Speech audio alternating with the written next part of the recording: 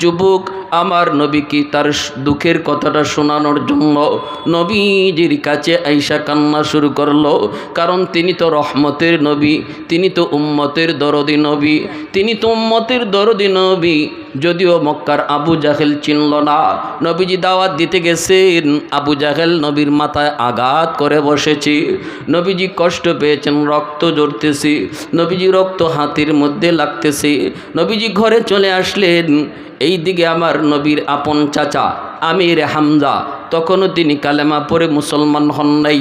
তিনি তো নবীর বয়সের সমবয়সের, যদিও নবীর চাচা কিন্তু সমবয়সের। চাচা ভাতিজা মাঝে মাঝে সমবয়সের হয় কি হয় না? হ্যাঁ, আমির হামজা একজন শিকারী, বনে জঙ্গলে তিনি হরিণ শিকার করেন। দক্ষ একজন শিকারী আমির হামজা, নবীজির চাচা। তখনও কালেমা পড়ে মুসলমান হন নাই। নবীজির বাল্য বন্ধু, যদিও নবীর আপন চাচা কিন্তু বাল্য বন্ধু।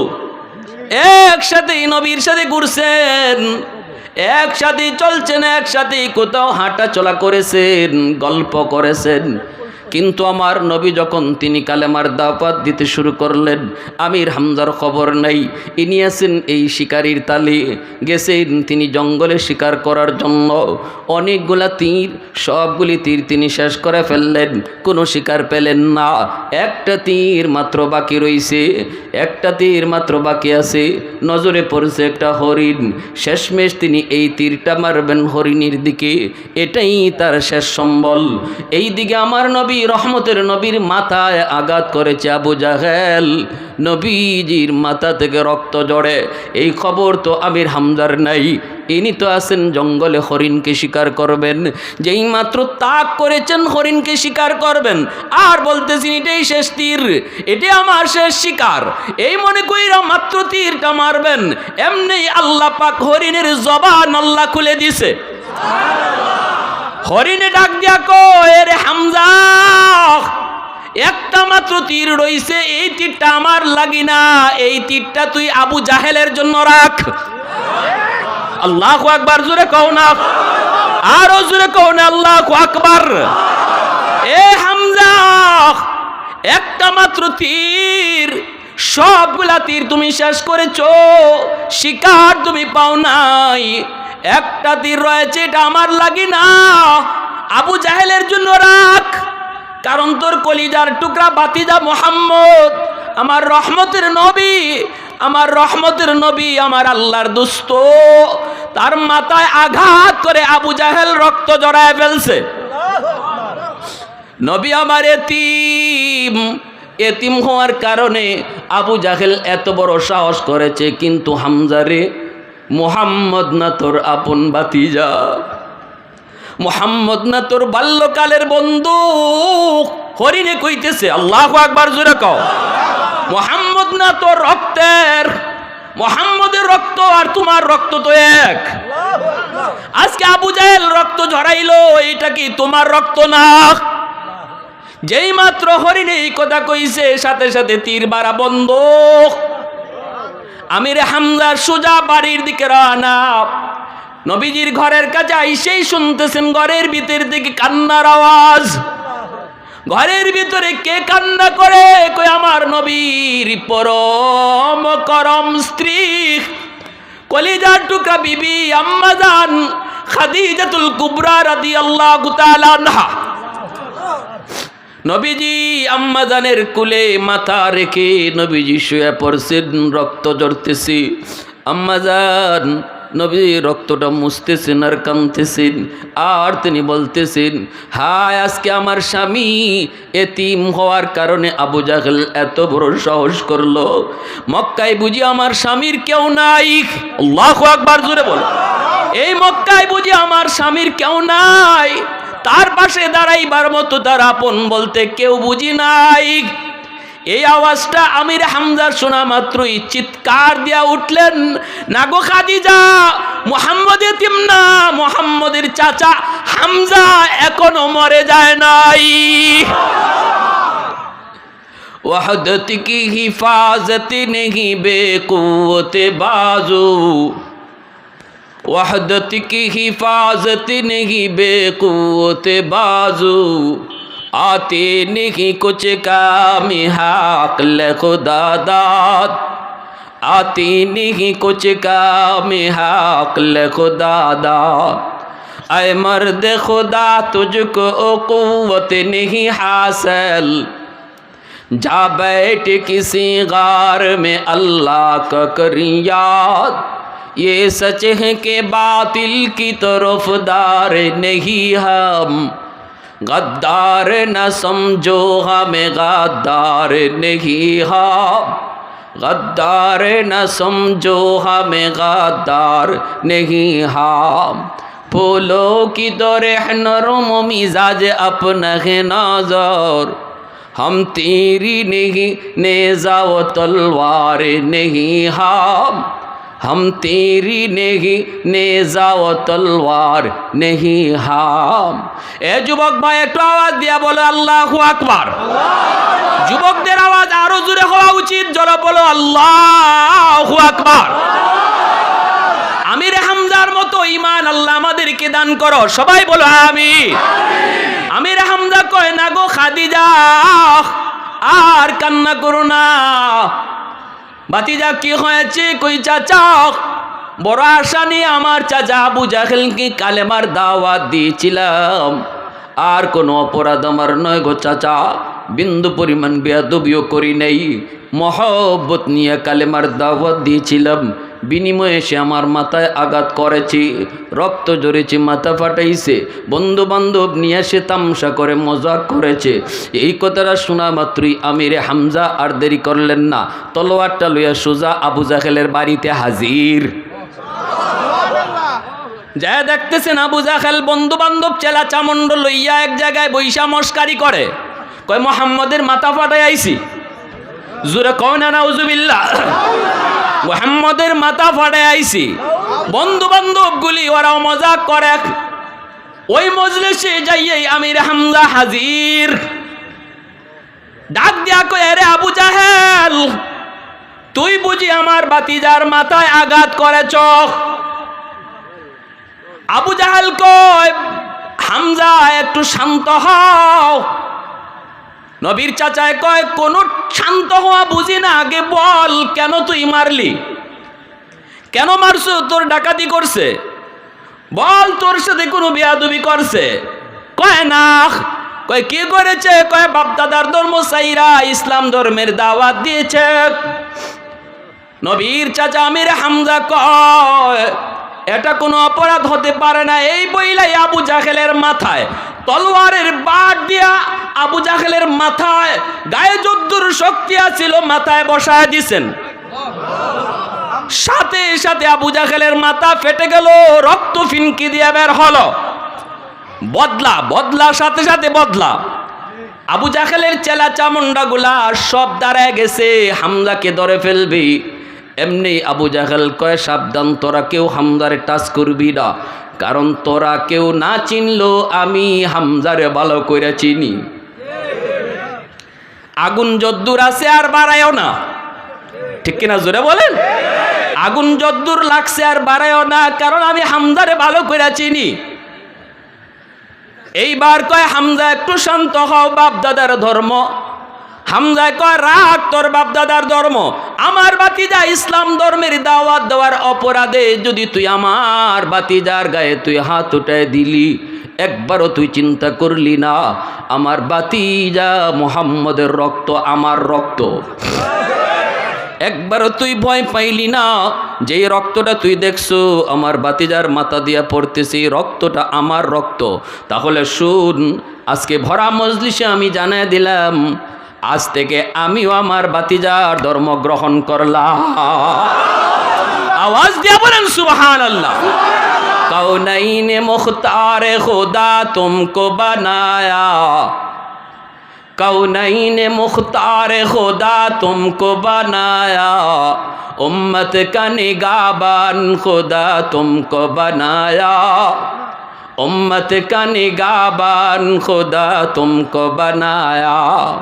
मौला मेरा आका मेरा रहमत की नबी है, ताजदार मदीना है तो माह अरबी है, ताजदार मदीना है तो माह अरबी है। अशजार ने देते के नबूवत के शहादत, तशकीक कमर में है तो अंगुल की इशारात, तशकीक कमर में है तो अंगुल की इशारात। একটু আওয়াজ দিয়া জিকির করি লা ইলাহা ইল্লাল্লাহ সবাই।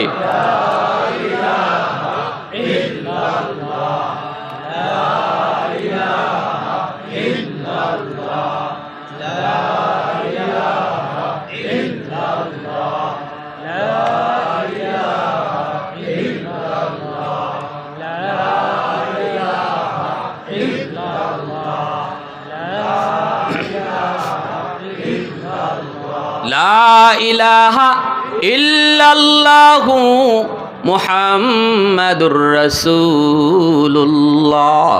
জোরে বলি সাল্লাল্লাহু আলাইহি ওয়াসাল্লাম। মনোযোগ কার কার আছে একটু হাত উঠায় দেখান। আল্লাহ তুমি কবুল করো, জোরে বলি আমিন। আরো জোরে বলি আমিন।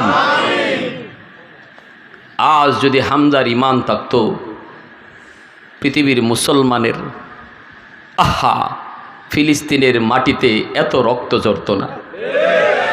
গাজার মাটি, গাজার শিশুদের রক্তে লাল হতো না।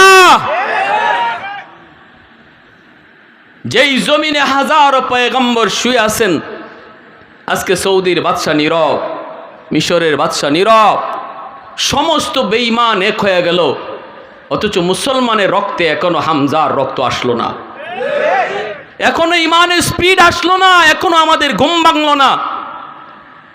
একটা হুঙ্কার যদি সৌদির সরকার দিত, বন্ধ করো নতুবা সব সম্পর্ক ছিন্ন করা হবে, আমেরিকার বাপেরও ক্ষমতা ছিল না কিছু করার। ঠিক কিনা জোরে বলেন? আর হাজিরিন, দুঃখে কলিজা ফেটে যায়। কি বলবো, মুসলমান আজকে কি হলো, কি ছিল মুসলমানের ইতিহাস।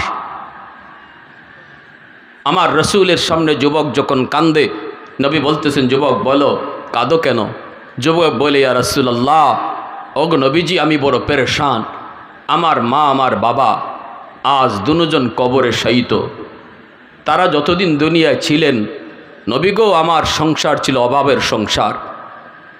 আমি দেখেছি আমার মা কত রাত না খায়া ঘুমাইছেন। আমি দেখেছি আমার আব্বা কতদিন কিছুই কামাই করতে পারেন নাই, খালি হাতে ঘরে এসেছেন।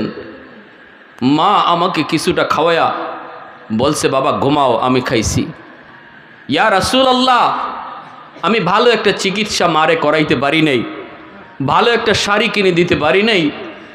আজ আল্লাহ আমাকে অনেক অনেক সম্পদের মালিক বানাইছে, আমার টাকা হইছে, ধন হইছে, দৌলত হইছে, কিন্তু মা নাই, বাবা নাই। যার খেদমত করব তারা তো কবরে শায়িত। এই টাকা দিয়ে এখন আমি কি করব? সময় মতো তো টাকা আসলো না, সময় মতো তো আমি টাকা পেলাম না। ওগো নবীজি, এখন আমি টাকার বিছানা বানাইতে পারি, টাকার বালিশ বানাইতে পারি, কিন্তু আমার মাকে চিকিৎসা না করাইয়া, চিকিৎসার অভাবে আমার মা দুনিয়া থেকে বিদায় নিছেন, বাবা চিকিৎসার অভাবে বিদায় নিছেন। আমি এখন রাতে ঘুমাইতে গেলে ঘুম হয় না, মনে পড়ে যায় মার কষ্টের কথা, বাবার কষ্টের কথা। ইয়া রাসূলুল্লাহ, আমি আপনার কাছে সান্ত্বনার জন্য এসেছি গো নবী, একটু আমাকে বলেন, যদিও আমার আম্মা আব্বা কবরে চলে গেছেন, আমার খেদমত করার, তাদের খেদমত করার কোনো সুযোগ আমার আসেনি, যদি থাকে আমার এই সুযোগটা বলে দেন। সুবহানাল্লাহ। দিনের নবী, মায়ার নবী, রহমতের নবীর চোখ দিয়েও পানি ঝরে, আল্লাহ নবীর চোখ দিয়েও পানি ঝরে। নবীজি তিনিও কান্দেন। কান্নার কারণ হলো, আবার নবী তো জন্মের আগে তিনি বাবা হারাইছেন। আব্বু ডাকের ভিতরে কত মজা, আব্বা ডাকের ভিতরে কত স্বাদ আমার নবী তা জানেন না। বুঝ হওয়ার পর মার খেদমত করার আগে মাও দুনিয়া থেকে বিদায়। এজন্য মা বাবার কথা কেউ যদি বলতো, আমার রহমতের নবীর চোখ দিয়া দর দর করে পানি ঝরত। নবীজি কান্দেন আর বলেন, যুবক আমারে আর কাঁদায়ও না, আমি নবী তোমারে 5টা আমলের কথা বলে দেই, এই 5টা কাজ যদি তুমি করো তাহলে তোমার আম্মা আব্বা কবরে শুয়ে শুয়ে তোমার খেদমত পাইতে থাকবে। কয়টা কাজের কথা নবী বলছেন? মনোযোগ কার কার আছে শুনবার? আল্লাহ কবুল করো, জোরে বলেন আমিন। জানি না এই মজলিসে আমার মতো কার মা নাই, জানি না এই মজলিসে আমার মতো কার মা নাই, জানি না এই মজলিসে কার বাবা নাই রে যুবক, জানি না এই মজলিসে কার আদরের সন্তান নাই, কার জানি আদরের ভাই নাই। শোনো, আজকে আমরা তাদের জন্য কি করব? আজকে বারবার নির্বাচিত চেয়ারম্যান কবরে শায়িত, তার আওলাদ আজকে এই দোয়ার আয়োজন করেছে, কেমনে এই আমরা তাদের জন্য কি পাঠাবো? আমার নবী রহমতের নবী বলেন, 1 নাম্বার হলো আসসালাতু লাহুমা। ওই যুবককে দাঁড় করায়া আমার নবী ওয়াজ শুরু করে দিলেন। শ্রোতা একজন আর নবী হলেন নিজে বক্তা। আমার নবী এত বড় দামি একটা ওয়াজ করলেন, একজন শ্রোতার সামনে রেখা নবী ওয়াজটা শুরু করে দিলেন। নবীজি দেখতেছেন সে দিল থেকে এসেছে ওয়াজটা শোনার জন্য, আমল করার জন্য এসেছে। আল্লাহর নবী বুঝাইলেন, কেউ যদি দিল থেকে চায় তোমার কথাগুলো শুনতো, একজন হলে একজনই যথেষ্ট। লক্ষ লক্ষ মানুষ যদি হাজির হয় তামসা দেখার জন্য লাভ নাই। আল্লাহর রাসূল বলেন, যুবক 1 নাম্বার হলো আসসালাতু লাহুমা। আমার আল্লাহ পাক কোরআনের ভিতরে যে দোয়াটা শিখাইছেন মা বাবার জন্য, রব্বির হামহুমা কামা রাব্বায়ানি সগীরা, এই দোয়াটা যখনই তুমি বাপ মার জন্য করবা, সাথে সাথে আল্লাহ পাক তোমার খেদমত তাদের কবরে পৌঁছায় দিবে। আল্লাহ শিখাইছেন এই দোয়া। কে শিখাইছেন জোরে বলেন? কে শিখাইয়া দিছেন এই দোয়া? আল্লাহ বলতেছে, বান্দা মা বাবার জন্য তোমরা দোয়া করবা, শুনো নিজের ইচ্ছায় দোয়া কইরো না। কেমনে বাপ মার জন্য দোয়া করলে আমি আল্লাহ কবুল করব, দোয়া আমি শিখাই দিতেছি। আল্লাহ কয়, আমার কাছে যখন মা বাবার জন্য তোমরা দোয়া করবা, এইভাবে দোয়া করো, আল্লাহ আমার আম্মা আব্বারে তুমি এইভাবে আদর করো, মায়া করো, যেইভাবে বাপ মা আমাকে শিশুকালে মায়া করছেন, আদর করছেন। কত মা রাতের বেলা নিজে ঘুমায় নাই রে যুবক, মাথার পাশে দাঁড়ায় দাঁড়ায় মা রাত কাটায় দিছে। কত বাবা সন্তান অসুস্থ হলে পরে নিজে না ঘুমায়া সন্তানের পাশে বসে বসে সারা রাত কাটায় দিছে। অসুস্থ হয়েছে সন্তান, বাবা ডাক্তারের জন্য দৌড়াইছে, নিজের শরীরে রোগের কোনো অভাব নাই, একবারও নিজে ডাক্তার দেখে এইবার কথা ভাবে না। কিন্তু সন্তান যদি অসুস্থ হয় বাবা পাগল হয়ে গেছে। আল্লাহ বলতেছে, সন্তানের দল, শিশুকালে তোমাদের বাপ মা কেমন আদর আর কেমন মায়া করেছে, এই কথাগুলি যদি তোমার মনেও না থাকে, আমি আল্লাহর মনে আছি। এজন্য যখনই দোয়া করবা এইভাবে আমার কাছে দোয়া কইর। 1 নম্বরে নবী বলতেছেন এই আমল করবা। 2 নম্বরে নবী বলেন ওয়াল ইস্তিগফারু লাহুমা, মা বাবার জন্য তুমি খরচ করবা। ওয়াজ মাহফিলের আয়োজন করো, খরচ হবে বাপ মার জন্য, আল্লাহ এই খেদমত বাপ মার কবরে পৌঁছায় দিবে। সুবহানাল্লাহ, জোরে বল। হাদিস থেকে বলতেছি, হাদিসের আলোকে বলতেছি, বাপ মার জন্য তুমি একটা মাহফিলের আয়োজন করেছো, খরচ হয়েছে।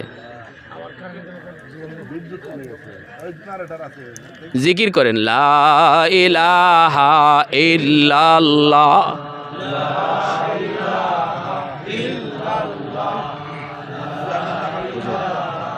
দোয়ার সময় চেয়ারম্যান ভাই জামান মিয়া যে মারা গেছে সবার জন্য দোয়া করতে বলছে।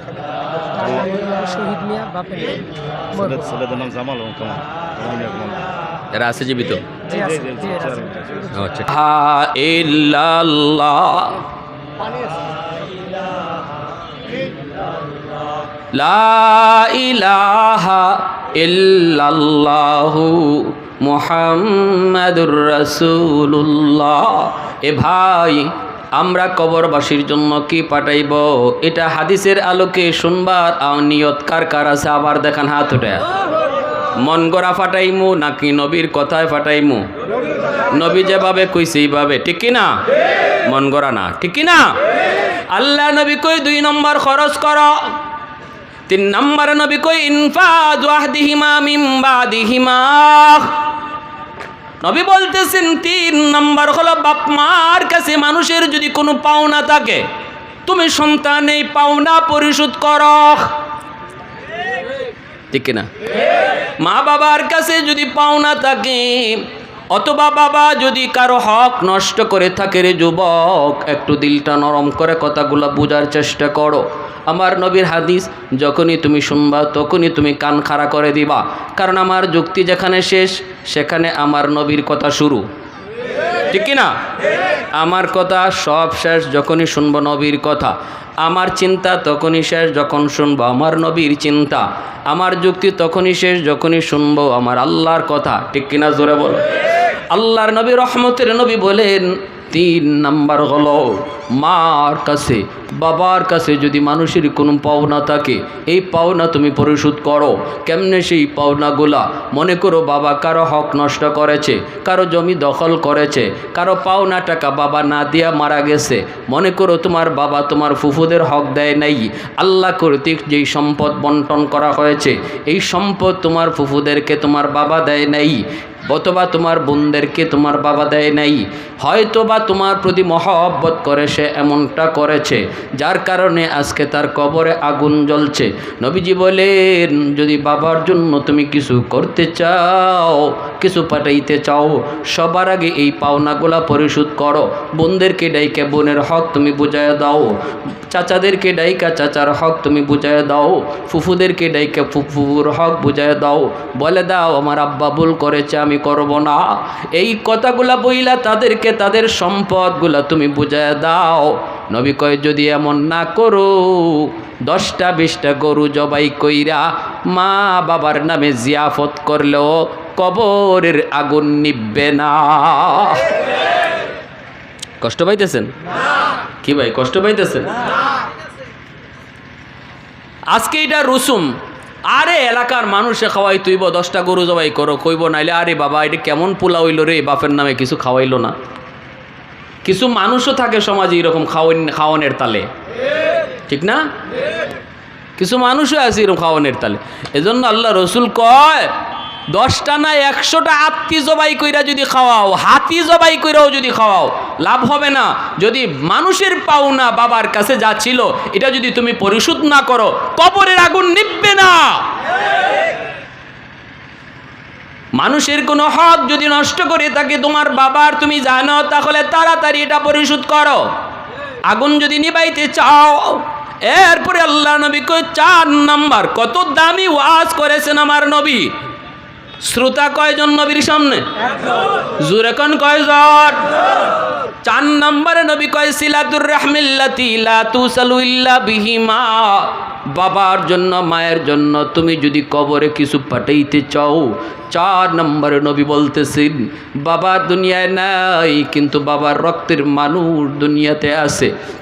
বাবার রক্তের মানুষ হলো চাচা, বাবার রক্তের মানুষ হলো ফুফু, বাবার রক্তের মানুষ হলো দাদা, বাবার রক্তের মানুষ হলো ফুফাতো ভাই বোন, চাচাতো ভাই বোন। এদের খোঁজখবর তুমি রাখো। যখনই তুমি চাচার একটা ফোন দিয়ে কইবা চাচা কেমন আছেন, আমার রহমতের নবী কয় যেন বাবার কবরেই তুমি ফোন লাগাইছো। কারণ বাবার রক্তের মানুষের খবর নিতেছ, এই খবর আল্লাহ তোমার বাবার কবরে পৌঁছায় দিতেছে। সুবহানাল্লাহি ওয়া বিহামদিহি সুবহানাল্লাহিল আযীম। কি করি আমরা চলতেছি কোন পথে, আর আমার নবী কয় কোন পথে। আজকে আমি শিল্পপতি হইলে, কোটিপতি হইলে আপন চাচারে অথবা চাচাতো ভাই গরিব হলে তাদের পরিচয় দিতে চাই না, পরিচয় দিতে চাই না, নিজের লজ্জাবোধ মনে করি। অথচ লাখ লাখ টাকা বাবার নামে দান করতেছি, খবর নাই এখানে চাচারে 500 টাকা দিলে এই খবরটা আল্লাহ বাবার কবরে নগদ পৌঁছাই দিত। বাবার রক্তের মানুষগুলার খবর নাও, বাবার কবরে আল্লাহ এই খবর পৌঁছায় দিবে। মা দুনিয়াতে নাই, কিন্তু মার রক্তের মানুষ দুনিয়া আছে। খালা তুমি কেমন আছো? নবী কয় যেন মারেই কবরে জিগাইতেছো, আম্মা তুমি কবরে কেমন আছো? কারণ খালা হলো মার রক্তের মানুষ। খবর নাও, ঈদের সময় একটু সাহায্য করো, বিপদে তাদের পাশে যায় দাঁড়াও, মনে করবা যেন মার বিপদের পাশেই দাঁড়াইছো। আমার রসুল মায়ার নবী, রহমতের নবী, কত সুন্দর ওয়াজটা নবী করতেছেন, ওই যুবককে নবী বুঝায় দিতেছেন। এরপরে আল্লাহর নবী কয় 5 নম্বর হলো ইকরামু সাদিকিহিমা মিন বাদিহিমা। মা বাবা দুনিয়াতে নাই, কিন্তু বাপ মার বন্ধু বান্ধব কারা আছে দুনিয়াতে, তাদের খোঁজ খবর তুমি নাও। বাবা যাদের সাথে চলতো তাদের খবর তুমি নাও, খোঁজ খবর তুমি নাও। চাচা কতদিন হয়ে গেল আমাদের বাড়িতে আসেন না? আব্বা থাকতে আপনি কত আমাদের বাড়িতে আসছেন, আব্বার সাথে কত আপনাকে দেখেছি, আজ আব্বা না তাকায় আপনারও দেখি না। চাচা একটা চা খায় যান, চাচা একটা পান খায় যান, চাচা একটা লঙ্গি নেন। এই বইলে যদি বাবার বন্ধুরে তুমি সম্মান করো, ইজ্জত করো, নবী কয় যেন বাবার কবরেই তুমি পোশাকটা পাঠায় দিছো। এজন্যই আমার নবী, রহমতের নবী, খানচা লইয়া বসছেন আম্মা জান আয়েশা সিদ্দিকা রাদিয়াল্লাহু তাআলা আনহা, নবীজির পরম করম প্রিয়তমা স্ত্রী আম্মা জান আয়েশা রাদিয়াল্লাহু তাআলা আনহা। খানচা ভরা রুটি, নবীজি বলতেছেন আয়েশা এই রুটিগুলি দেখে আমার চোখ দিয়ে দর দর করে পানি পড়ে, আমি কান্না থামাইতে পারি না গো। আম্মাজান বলতেছেন নবী গো কেন কাঁদেন? নবী বলতেছেন আয়েশা রে, আজকে আমার সামনে কতগুলা রুটি হাজির হয়ে গেল, আজ হলো আমি নবীর সুখের দিন, তোমরা হলে আমার সুখের দিনের স্ত্রী, কিন্তু আমার খাদিজা যখন ছিল তখন ছিল আমার দুঃখের দিন। খাদিজা ছিল আমার দুঃখের দিনের বিবি, কোনো একদিনও খাদিজাকে নিয়ে আমি এইভাবে রুটি খাইতে পারি নাই। মক্কার সবচেয়ে ধনী নারী ছিল আমার বিবি খাদিজা, সব সম্পদ আমার কথায় আল্লাহর রাস্তায় দান করে দিছে। সেই খাদিজাকে নিয়ে আমি নবী কোনো দিন এইভাবে খাঞ্চা ভরে রুটি খাইতে পারি নাই। এজন্য আমার গলা দিয়ে এই রুটিগুলি যাবে না, আগে তুমি আমার খাদিজাকে একটা রুটি দিয়ে আসো। আম্মা জান আয়েশা বলতেছেন ইয়া রাসূলুল্লাহ, নবী গো খাদিজারে কেমনে দিব গো নবী, আপনার খাদিজা তো কবরে শায়িত। আম্মা জান খাদিজাতুল কুবরা রাদিয়াল্লাহু তাআলা আনহার কবর মক্কা শরীফ জান্নাতুল মুআল্লায়। মক্কা শরীফে যারা গেছেন হজ করতে, মক্কা শরীফের কবরস্থানে যারা গেছেন, এখানেই আম্মা জান খাদিজাতুল কুবরা শায়িত। ইসলাম এতটা প্রচার আর প্রসারের পিছনে যেই মহিলার সবচেয়ে বড় অবদান, যিনি সর্বপ্রথম ইসলাম গ্রহণ করেছেন, তিনি হলেন উম্মতের জননী আম্মা জান খাদিজাতুল কুবরা রাদিয়াল্লাহু তাআলা আনহা। আমি ওই জায়গায় যে আমার সাথীদেরকে বলছিলাম এই যে আম্মা জান খাদিজার কবর, এই কথাটা বলতে একজন সৌদি মতুক আমাকে ডাক দিয়া কয় হযরত ভুল করেছেন। আমি তো অবাক, ভুল করেছি বুঝি নাই। কয় তো সেই জননী, যেই জননীর অবদানের কারণে আমি আপনি ইসলাম পাইছি, অতএব তার নামটা শুধু আম্মা জান খাদিজা বললে হয় না, বলেন আম্মা জান খাদিজাতুল কুবরা। আল্লাহু আকবার, বলেন আম্মা জান খাদিজাতুল কুবরা। বড় মহান, কুবরা বলতে মহান। মক্কার এমন কোনো মানুষ নাই যেই মানুষ আম্মা জানের সাহায্য পায় নাই। সেই নারী আমার নবীর কাছে আইসা সব সম্পদ ইসলামের জন্য দান করে দিছে। নবী বলতেছে আয়েশা এই রুটি আমি খাইতে পারবো না, আমার খাদিজারে একটা রুটি দিয়ে আসো। আম্মা জান আয়েশা কয় নবী গো কাইদেন না গো নবী, কেমনে দিব আপনার খাদিজারে, তিনি তো কবরে শায়িত। নবী বলতেছে আয়েশা আমার খাদিজা যদিও কবরে শুয়ে আছে গো, তবু আমার খাদিজার একজন বান্ধবী দুনিয়াতে এখনো বেঁচে আছে, নাম হলো নাফিসা। নাফিসারে যায় একটা রুটি দাও। আমার খাদিজার এই রুটি দেওয়া হলো। আওয়াজ দিয়া কও না সুবহানাল্লাহ। আল্লাহ নবী বুঝাইলেন মা বাবা দুনিয়াতে নাই, দেখো মা যাদের সাথে চলতো ওই মহিলাদেরকে পাইলে মার মতো শ্রদ্ধা কইর, বাবা যাদের সাথে চলতো বাবার বয়সের মানুষগুলারে পাইলে বাবার মতো শ্রদ্ধা কইর, তাহলে আল্লাহ পাক মা বাবার কবরে তোমার খেদমত পাঠায়া দিবে।